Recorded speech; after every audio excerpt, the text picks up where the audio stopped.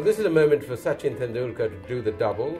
He's on 97 international hundreds, that is taking tests and one-day matches as well.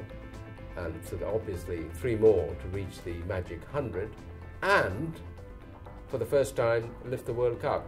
Tendulkar is undoubtedly one of the greatest ever batsmen in the history of the game, if not the greatest, but he hasn't lifted this trophy. While Tendulkar is #1, the feeling in India is that he hasn't actually delivered that many Indian victories. Now that may sound unfair, and probably is unfair, but lifting the World Cup for Tendulkar would be a very important moment. The last chance that this golden generation of Indian cricketers, led by Tendulkar, probably has that opportunity. What makes Tendulkar stand out, of course, is his technical ability, but more than that is his determination and his drive. If you think back to 2004, when he was in Australia, not scoring runs, and he decided that in order to stop getting out, he would cut out the cover drive and the offside strokes. And he went on to make a very remarkable double 100. Doing that, it wasn't great to watch, it didn't have many thrilling strokes, but it showed the absolute sheer determination of the man.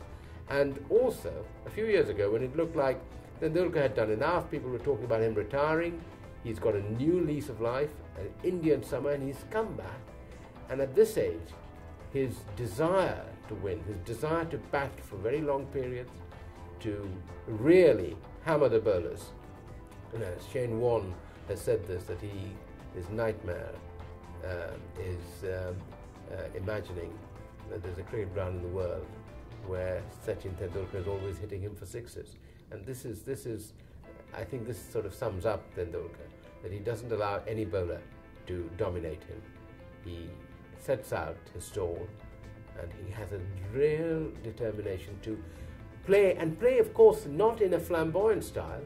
Sachin Tendulkar is not a Virendra Sehwag in that sense, but to play in a very determined fashion, make sure that he's cut out all the mistakes and make sure he understands the nature of what he's doing and understand it very well.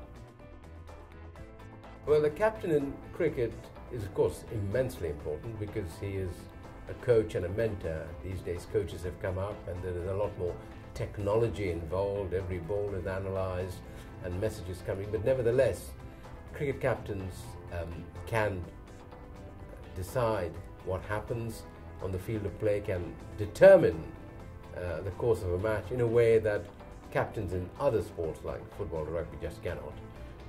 And it's very important how they influence the game, and in this context the role of somebody like Mahendra Singh Dhoni has been very crucial. A player who's emerged from one of the smaller towns of India, Ranchi. When I was growing up, Ranchi was famous for its mental asylum, and it was a bit of a joke town.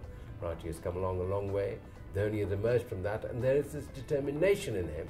He took up a team where many of the leading players didn't want to go and play in T20 cricket in South Africa in 2007, and he's molded the team in his own fashion and style, and that imprint has taken India to the top of Test cricket and a reasonable chance of winning the World Cup. So a captain like Dhoni can certainly have an enormous influence, not only in what he does with the bat or behind the wickets in his case, or if the captain is a bowler, what he does with the ball, but the way he guides the team, the way he inspires and directs the team and directs operation.